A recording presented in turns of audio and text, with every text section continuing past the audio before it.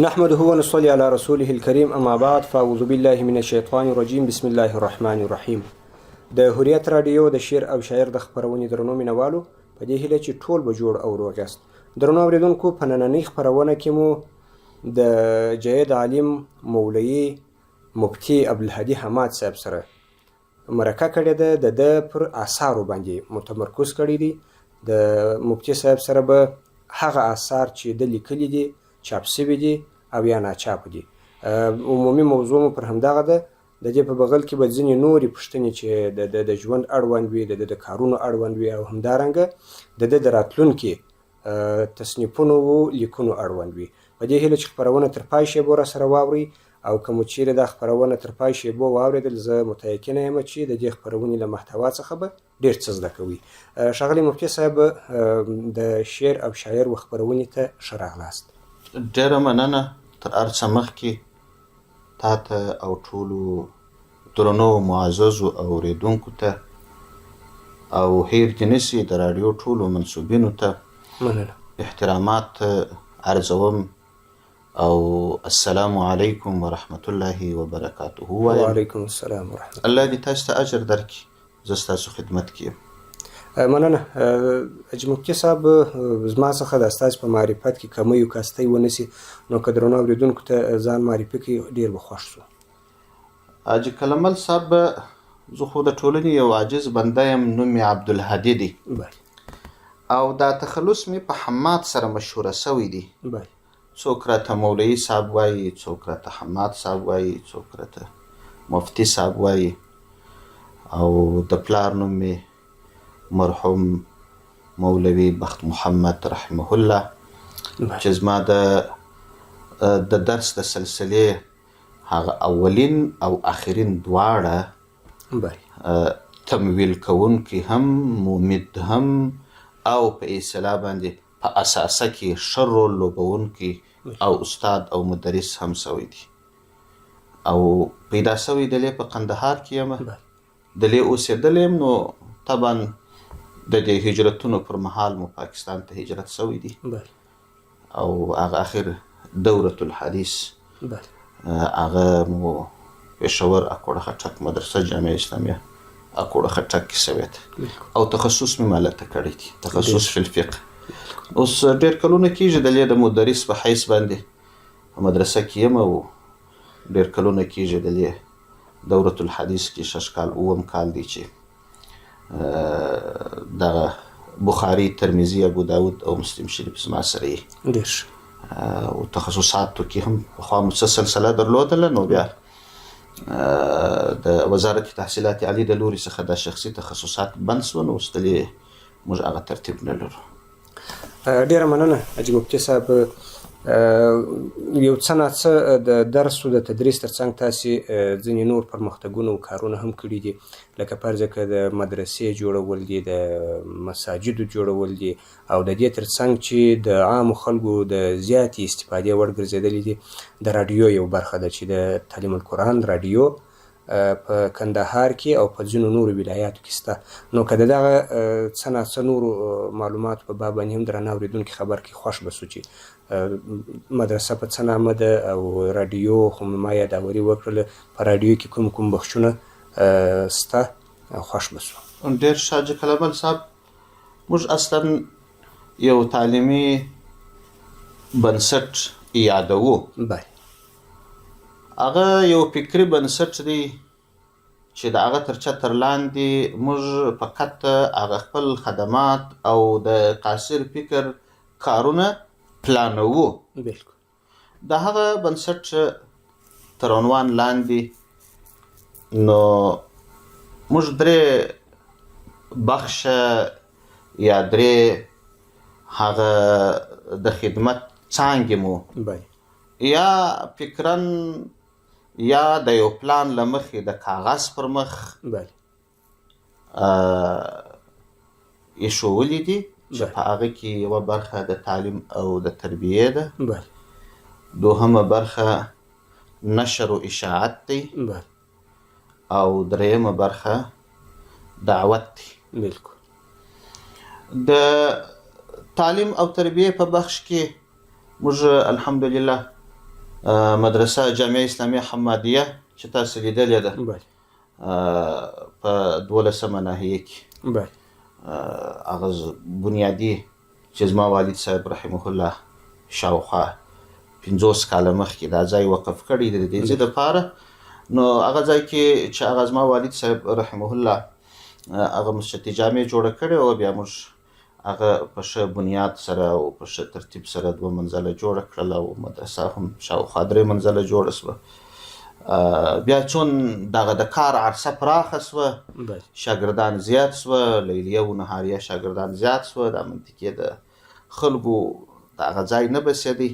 بیا مو دا ځای تقریبا 15 جریبه دی، پر دې باندې هم شاوخوا دا دي 8 اتاقونه و 3 منزله مسجد جامع چې تاسو لیدلی دي. دا خو عینو من 11مه ناحیه کې 11 سړک دی. نو دا مو د تعلیم او د تربیه اړخ دی. د تعلیم او تربیه په اړخ کې نو دغه دینی علوم چې الحمدلله د ابتدایه درجه څخه بیا تر تخصص په الفقه پورې چې هغه اوس نسته، یعنې تر دوره الحدیث پورې د ډېرو کلونو څخه دا سلسله ده را شروع ده. بیا د عامو خلکو دپاره هم موږ ځینې پروګرامونه د دعوت لرو، لکه د سیرت دپاره او په اصلاح د حج او د عمرې زده کړې دپاره، یا ځینې اجتماعي امور وي د دعوت په سلسله کې، داسې څه ترتیبونه لرو. او دوهم اړخ مو د نشر و اشاعت دی. نشر و اشاعت کې نو تالیف او ترجمه دا یوه څانګه ده چې په دې کې زما هم څه نه څه اثار شته د دې مدرسې، او یا د باندې څخه څه ملګري هغو هم ځینې اثار راوړي دي. دا زموږ د تالیف او ترجمې د څانګې د کره کتنې وروسته موږ په خپلو امکاناتو یا د نورو څخه په همکارۍ تر چاپ رسولي دي. او همدا ډول په دا نشر و اشاعت کې موږ تعلیم القرآن په نامه باندې راډیو لرو چې د دې په کندهار کې شته، په هلمند کې شته، نورې څانګې وې په هرات کې، په بادغیس کې، په بولدک کې. متاسفانه چې غیر د کندهار او د هلمند څخه دا نورې څانګې په الحال معطلې دي. او انلاین 24 ساعته نشرات د تعلیم القرآن راډیو د کوو، خپل اپلیکیشن ورته لرو، هغه هر چیرې په یو لږ څه انټرنیټ باندې لیدل کېدلی شي. دا عرصه نو پراخه ده، په دې کې فیسبوک پاڼې شته، یوټیوب چینلونه شته، په دې کې د واټساپ ګروپونه شته، شاوخوا 50,000 شاوخوا نفر پکښې شته، او ټلیګرام چینلونه شته. او په هغه کې بیا د نشر و اشاعت کې د مختلف اړخونه دي، تفسیر او ترجمه د شرعي پوښتنې جوابونه دي، صحي اړخ کې د ډاکټرانو څخه استفادې دي او د خلکو پوښتنې اخیستل دي، جوابول، او وقایوي هدایات د ډاکټرانو د دې لارو څخه خلکو ته رسول، او د چاپیریال ساتنې، او همدا ډول تاریخ، ادبیات، شعر، شاعري، لیکوالي، او تدریسي اړخونه، ابتدایي درسونه، او ابتدایي لا نه حتی متوسطه او نهایي بعضې کتابونه چې استادانو درس کړي دي، ریکارډ شوي دي، هغه تر خلکو رسول. نو دا خوش پراخه عرصه ده، وخت به ډېره څخه ونیسي چې پر ټولو اړخو یې غږېږو. خو دریم اړخ د دعوت دی، هغه په دغه دواړو شعبو پورې تړلی دي. اسباب استفاده به د دې څخه کوي، خو په دې کې بعضې هغه کسان چې هغه فکرا جوړ نه وي، هغه پوه کول، او هغه کسان چې یو ځای د تعلیم نشتوالی وي، یا ضعف وي، یا یو څوک په مسائلو یا یو منطقه نه په ځینو مسائلو خبره. موږ په خپل فکر کې دا شی جوړ کړی دی چې باید موږ په دغه اړخ کې په ټولنه کې، که هغه په لیکنه کېږي، که په تالیف و تصنیف کېږي، که د راډیو په خپرونه کېږي، که په واټساپ او په نورو تمثیلي شیانو باندې کېدلی شي، باید د خلکو پوهاوی وکړو، دعوت خصوصا په دیني اړخ کې. دا 3 شیان دي. نو په دې کې دغه څه شیان اجمالي را ونغښتل شول، هسې خو نو تفصیل ممکن زیات وي. نو اوس نداء القرآن مجله هم موږ یې وخت درلوده چې اوس معطله ده. ډېره مننه حاجي مفتي صاحب. ډېره مننه ښاغلی حاجي مفتي صاحب. کور ودان چې هر اړخیزه او په ټول پوره معلومات مو راکړل، کامیاب اوسئ. ښاغلی حاجي مفتي صاحب، زموږ او ستاسو د نن ورځې موضوع ستاسو چاپ او ناچاپ اثار دي. که دا راته ووایاست چې ټول چاپ او ناچاپ اثار څو دي؟ حاجي کلمل صاحب چاپ شوي اثار تر اوسه وخته پورې بله شاوخوا 44 دي. بله ناچاپ اثار ډیر دي ښه چې شاوخوا 20 ته رسیږي. بالکل. په هغه ناچاپ اثارو کې یو 3 شیان کېدای شي په لنډ وخت کې چاپ شي، او یو څلورم شی چې هغه زما په ژوندانه کې د طالب او د تصلیب په سفر کې زما یو ستړی سفر و، هغه تفسیر دی. دا هم کېدای شي په نوو تغییراتو باندې چاپ شي، پر هغه باندې به خبرې وکړو. دغه شیان چې چاپ شوي دي دا 44، نو زه نه پوهېږم د ټولو نومونه واخلم، د ځینو د واخلم. ستاسو خوښه ده که د ځینو د اخلي چې هغه تا ته ډېر مهمې او یا پر هغه باندې بحث کوو؟ اوس په عقایدو کې د رښتیني باور په نوم باندې دا یو کتاب دی. او په مواعظو کې یا په اصطلاح الترغیب و ترهیب چې علما ورته وایي، په دې کې لوی ګناهونه، سپېڅلې ورځې، او په فقه شریفه کې اړینه پوهه، او په سیرت کې د سپېڅلي پیغمبر سپېڅلی ژوند، نبوي کورنۍ، نبوي غذاوي، نبوي معجزې، او په تربیتي اړخ کې اسلامي آداب، او همدا ډول د دعوت په اړخ کې سپېڅلې ورځې، او په اسلام کې حرام دي خپل ځانونه وپېژنئ، او د دوزخ او دوزخیانو حالات، 11 ګناهګارې ډلې. دا به ووایم چې الترغیب و ترهیب یا په مواعظو دواړو کې راتلای شي. او ژباړې دي د مولانا زکریا رحمه الله فضایل اعمال چې هغه پښتو ته ترجمه شوی دی، او په فقه شریفه کې بیا هم د زکات احکام دي، او په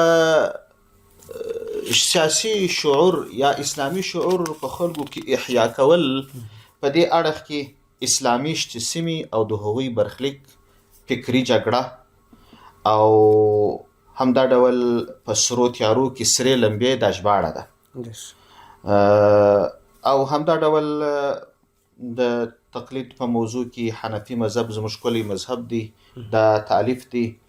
او همدا ډول د تقلید شرعي حیثیت دا د مفتی تقی عثماني صاحب کتاب دی، په اردو تر پښتو ته ترجمه ده. او په میراث کې الکافی شرح سراجي، او تفسیر کې خونو تفهیم و تفاسیر دي.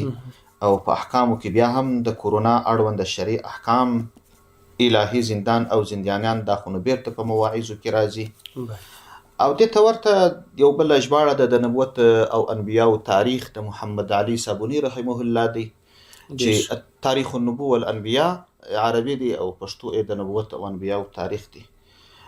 نو داسې دې ته ورته څه شیان نور دي. په تدریسي اړخ کې هم مثلا ښوونه چې ورزده کړو، دا د تدریس آموزي اړوند یو کتاب دی. او د ماشومانو ابتدایي صنفو لپاره هم ځینې کتابونه دي، د ماشومانو لمونځو په اصطلاح ښه شاګرد و، ښکلی شاګرد و، سپېڅلی شاګرد و. دې ته ورته تجوید، درسي تجوید، او د تلاوت لارښود چې هغه بیا یو تحقیقاتي کتاب د تجوید اړوند دی. او همدا ډول د علوم القرآن اړوند هم ځینې شیان ستا، تعویض د اسلام د نظره، د اسلامي نړۍ مظلومیت او د خلاصون لارې چارې، دا د اسلامي شعور د احیا په اړه کې داسې څه شیان دي. او بل کتاب چې هغه عربي ژبه دی، مواعظ العلماء، هغه په 2 جلده کې دی. نو هغه یو کتاب چې مال کېدای شي نوی چاپ شي، هغه د علماو موعظې د دغه کتاب پښتو ترجمه ده. البته ځینې شیان ور باندې زیات کړل شوي دي. هغه شیانو کې د معاصر وخت دغه امامان یا نوي ځوانان خطیبان چې د ځینو شیانو سره نابلد دي، هغه دپاره موعظې لیکل شوي دي. مثلا یو ځای د پوهنتون غونډه ده، هلته ډاکټران فارغه کېږي، دی په دې ځای کې باید څنګه وینا وکړي؟ انجینران فارغه کېږي، باید دی څنګه وینا وکړي؟ کمپیوټر ساینس څخه څوک فارغه کېږي، باید دی څنګه وینا وکړي؟ یو کارخانه افتتاح کېږي، دی باید څنګه وینا وکړي؟ دی ورل یو ریاست ته مامورینو ته د صحیح وظیفې د اجرا حکم کوي، باید څنګه وینا وکړي؟ د مکتب شاګردانو ته څنګه وینا وکړي؟ دې تنور ته د معاصر شیان چې دي د په اړه باندې ځینې نوي موعظات ور اضافه شوي دي. دا کتاب ممکن نوی چاپ شي. یو بل کتاب چې هغه به په پښتو، فارسي، عربي درو سرو ژبو وي. دغه کتاب پښتو نوم دی د اسلام امتیازات او پر اسلام اعتراضات. دا دوه برخې لري. اوله برخه د دغه ملحدینو اعتراضات دي چې هغوی دا وایي چې هغه څه چې د انسان په دې لسو قواو باندې درکېږي، ظاهري او باطني قواوې چې دي، دغه حواس 10 چې 5 ظاهري 5 باطني دي، په دې باندې چې کوم شی حس کېږي هغه موجود دی، یا په بل اعتبار ساینس تجربه چې یو شی درک کولی شي هغه موجود دی، د دې اخواته بل شی نه دی موجود. نو دی که دا خبره ومنل شي نو بیا نعوذ بالله، الله نسته و ملائکه نسته و پیری نسته و روح نسته و قبر ژوند نسته. دغه په عقل باندې ثابتول چې یوازې دغه لس حواس دا د دې معیار نه دی چې دغه شیانو د لسو حواسو څه شی ثابت کړي هغه موجود دی، د دې اخواته بل شی موجود نه دی. او د دې اعتراضونه 20 آیاتونه د قرآن عظیم شان دي چې د دې بېدینانو د خوا له جمع شوي دي چې د ساینس سره ټکر دي. بالکل مثلا ساینس دا وایي چې د انسان حجرات د ظاهر وجود دا ختم سول، د دې برته احیا قطعا امکان نه لري. او قرآن دا وایي چې د انسان الله وایي موږ بیرته ژوندی کوو، نو دغه حجرات او دغه اډوکي چې دا ختم سول دا څنګه ممکنه ده؟ ساینس دا وایي چې یو ماشوم د مور په نس کې ولو که یو څاڅکې نطفه وي، اوله ورځ یې لا هم بیا معاصر طب دا معلومولی شي چې دا نر دی که ښځه دي. قرآن دا وایي چې د دې علم یوازې د الله سره دی. د تعرض څنګه له منځه ولاړ شي؟ ولې زه دین ته ضرورت لرم؟ دلیل څه دی؟ پر دې باندې ته ماته یو محسوسي دلیل ووایه، عقلي دلیل ووایه. زما عقل قانع که چې زه مرم بیا ژوند شته. روح څه دی، چیرې دی، ته ماته درک که، پیری راته ثابت که، الله راته ثابت که، وجود یې راته ثابت که. الله ولې د خلکو سره خبرې نه کوي؟ ټوله دنیا د ژبو فیصدي 4% عربي ده، ولې په دا 4% ژبه قرآن نازل شوی دی؟ ولې په دا غټې غټې ژبې لکه انګریزي او فرانسوي او فلان او فلان په هغه نه نازلې دي که نه؟ ولې نارینه حجاب نه کوي چې ښځه کوي؟ ولې ښځه د نارینه د حق نیمایي وړي؟ ولې ښځه ته په اسلام کې د قضا او د رئیس جمهور یا د زعیم چوکۍ نه ورکول کېږي؟ ولې؟ راځه نو دغه د بېدینانو یا د ملحدینو څه پوښتنې چې دي، شاوخوا 100 پوښتنې دي غالبا، څه زیات څه کم. دا یوه برخه ده. دوهمه برخه بیا د اسلام امتیازات، هغه امتیازات چې د اسلام مبارک دین لري چې په سماوي دینونو کې هم نشته، په د باطلو دینونو کې هم نشته. دوهمه برخه ده. دا کتاب په عربي، پښتو او فارسي کوشش کوم چې په انګریزي ژبه هم چاپ شي، او غواړم چې لږ افراح کوم، تر هغه خلکو ورسوم چې د ملحدین په زړه کې وسواس ور اچي، یا زموږ نوي ځوانان هغوی مخکې لا د مخکې څخه په سنګر کې هغوی ته وقایه ولري، فکرا رشد ولري، هغوی سوالونه بیا پر دې اثر ونه کړی شي، تاثر د هغو څه وانخلي. د دې لپاره مې نو پر دې باندې توجه یو څه زیاته ده. او بل شی چې ممکن په لنډ وخت کې تقریبا آماده دي شاوخوا، هغه مسلمانه ښځه. دا د مسلمانې ښځې حقوق شرعي، عقلي، فطرتي، دا ټول پکښې څېړل شوي دي. هغه اعتراضونه چې د ملحدینو د خوا څخه پر اسلام دي، او ښځې ته تعلیم حق نه ورکوي، ښځې ته د کار حق نه ورکوي، ښځې ته د نارینه نیمۍ ورکوي، او پر ښځه باندې حجاب لازم بولي، او ښځه ته قضا نه ورکړي او ښځې ته ریاست جمهوري یا په اصطلاح د زعیم یا امیره المؤمنین، امیره د مؤمنانو ته نشي جوړېدلی. دې ته نو ورته د دې سلسلې څخه چې څه پوښتنې دي هغه ټولې په واضح عقلي او نقلي دلایلو باندې ثابتې کړل شوي دي چې یو ښځه په دنیا کې هر چیرې وګوري هغه باید په خپل عزت او د اسلام په حقانیت په عقلي لحاظ قانع شي.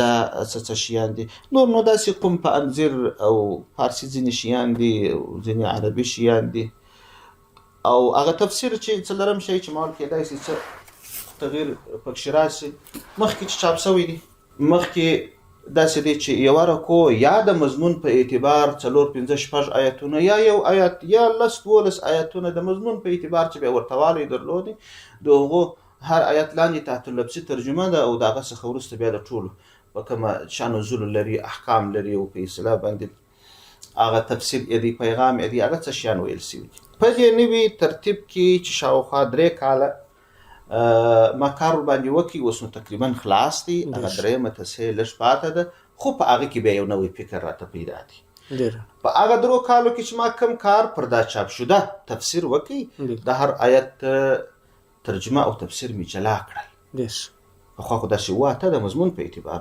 په دې وجه باندې کې چې فرضاً د یو آیات په کار سي نو هغه مجبور و چې د دې ویرکو و اته صفحې تفسیر ټول وګوري ترڅو خپل مربوطه آیات پیدا کړي. ادا چې اوس د هر آیت تفسیر جلا شونه په پیرس کې دی ګوري کوم آیت چې پیدا پایا په کار دی عین هغه صفحې ته ورځي د آیت ترجمه او لاند تفسیر.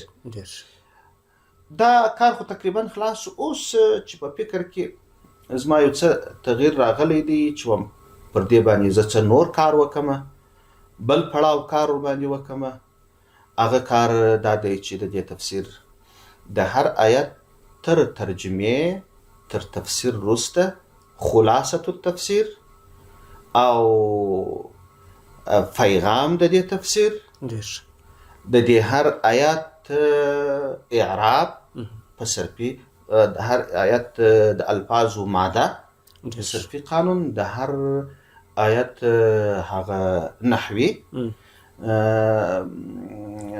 د ترکیب او سره د اعراب او همدا ډول فلسفي پیغام د فلسفو پیغام د دې آیات څخه که حکم پکشي شرع حکم او که په حکم کې اختلاف هغه او داغه څخه ورسته که کم ځای دغه آیات حکم د ساينس سره ټکر راغلی دغه جواب دا څه شیان دي کېدای شي دا یو اوږده موضوع سي یو اوږد کار سي اراده مې ده ان شاء الله العزیز.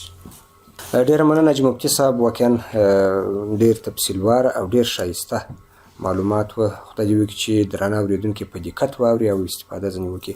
حاجي مولوي صاحب تاسو د تفسیر په برخه کې ډېر کار کړی دی د احادیثو په برخه کې مو یا ترجمې یا ځینې موضوعات څېړلي او شنلي دي که یا حاجي کلمل صاحب ونه د احادیثو په سلسله کې مې دا خدمت ضعیف دي بله یا زما کمزوري ده یا کم علمي ده یا هر شی چې دی خو په عموم کې یوه کوچنۍ رساله زما شته الاربعین 40 نبوي وصیتونه 40 احادیث او بل دا چون تقریبا دا اوس 8 کال دی چې بخاري شریف او ترمذي شریف دواړه زما سره شته او عمده کتابونه د دورې همداوي نو د دې بخاري شریف د درس تر شروع باب کیف کان بدء الوحی الى رسول الله صلی الله علیه وسلم تر دې مخکې شاوخوا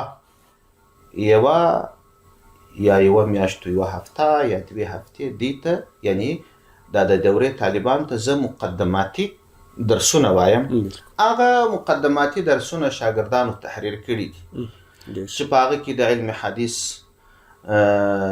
تدوین دی د علم حدیث لفظ د حدیث لفظ موضوع تعریف غرض د علماء اقوال پکې د تدوین مرحله د صحابه په زمانه کې احادیث د تابعین په زمانه کې احادیث د تبع تابعین په زمانه کې احادیث او ائمه مجتهدین د هغوی شان په علم حدیثو کې او فقه او حدیث استنباط د احکامو د احادیثو څخه دغه څه شیان دي. او دوهم شی د مصطلح الحدیث چې طالبان په د حدیث په اصطلاحاتو باندې پوه کړل سي. د حدیث اوه قسمه تقسیم په دې اړه باندې یو شی طالبانو تحریر کړی دی، نو ما دروسه تصحیح کړی نه دی، او بیا د هر تقسیم تعریفات او د هغه ترڅنګ په سند کې، په اسناد کې، په جرح او په تعدیل کې د ځینې عمده شیان شاګردانو ته ما ویلي دي، نو دوی تحریر کړي دي. دغه څه کارونه سته، او عمده دا چې د اوس د یو مستقل کتاب د حدیثو ترجمه سي یا شرح سي، متاسفانه چې نه. ډېره مننه ښاغلی حاجي مفتي صاحب. د خپرونې د پای شیبې دي، نو ستاسو ښایسته پیغام هیوادوالو ته غواړو. ډېر ښه حاجي کلمل صاحب، چون زه خو د کلم په اړه کې یو ادنا سړی یم، یا د تحریر او یا د درس او د تدریس په اړه کې، خو هیله مې دا ده چې چون موږ په دې موقف کې یو، په دې سلسله کې یو، موږ وایو چې ځوانانو تاسې راسئ موږ سپورټ کړي. ډېر ځوانانو پردیو هیوادو ته مه رسوئ. بالکل په پردیو هیوادو کې چې یاست راسئ. موږ دلته ستاسې لپاره د خپل کمزوري فکر مطابق کلونه خواري کښلي دي، ژیرې مو سپینې کړي دي، هډوکې مو ضعیفه کړي دي، د دې دپاره چې دغه کار تاسې ته وسپارو. که تاسې راسځئ، تاسې بهرنی کلتور خوښوئ، بهرنی ژوند خوښوئ، د اوړې نړۍ یا د کفري نړۍ د هغه د عیش او د عشرت د محبت لیونیان جوړیږي، نو تاسې دغه سپین ږیري مشران او دا وطن دا هیواد چاته پرېږدئ؟ راسئ دا سلسله جاري وساتو. او په عموم کې چې دلته اوسي هغو ټولو ته دا وایم چې علم او قلم، علم او قلم دا ستا معنوي او ظاهري ارزښتونه ټول ساتي. ممکن موږ ډېر ارزښتونه د لاسه په دې وجه ورکړي چې قلم مو لاس کې نه و، علم ډېرې هستۍ به مو ورکې کړي، ډېر تاریخونه به مو ورک کړي، نور به دا چانس د ورک داستان ته نه ورکو چې هستۍ د لاسه ورکو. الحمدلله اسلامي نظام دی، هر چاته خپل شرعي حق رسیږي، امنیت دی، په ټولو شعباتو کې شرعي اصول تطبیق دي، نو تر دې لا بله خوشحالي او تر دې لا بل چانس د خدمت، تر دې لا بل چانس د افادې او استفادې به چیرې؟ نور څه نه لرم. ډېره مننه ښاغلی حاجي مفتي صاحب چې خپرونې ته حاضر سولاست او خپل قیمتي وخت مو موږ ته جزاکم الله، الله دې تاسو ته اجر درکړي. ډېره مننه. د هوریت راډیو د شعر او شاعر د خپرونې درنو مینوالو، په نننۍ خپرونه کې مو دروند استاد مولوي مفتي عبدالهادي حماد صاحب میلمه و. د ده سره مو د ده پر آثارو، د ده پر ژوند او د ده پر کارونو باندې مرکه درلوده، په دې هیله چې د یو الهام بخښونکي مرکې په حیث یې واوري او عظیمه استفاده ځنې وکړي. پر همدې ځای ما حبیب الله قلمل او په سټوډیو کې راسره همکار ته اجازه راکړئ. پر الله مو سپارو، په مخه مو ګلونه. شعر او شاعر د معنادارو خبرو، کنایو او تشبیهات یو موزون بیان چې د زړه له ژورو سر راپورته کوي او پر زړه کینی. دا څوک دی چې د تورو لپیلو حارونه جوړوي؟ دا هنر کسبي او کذاتی دی. د شعر او شاعر خپرونه کې دواړه پیژنو، پر اړیکې خبرې کوو، نن او پرون یې سره پرتله کوو، په ګټو او زیانونو یې غږیږو. شعر او شاعر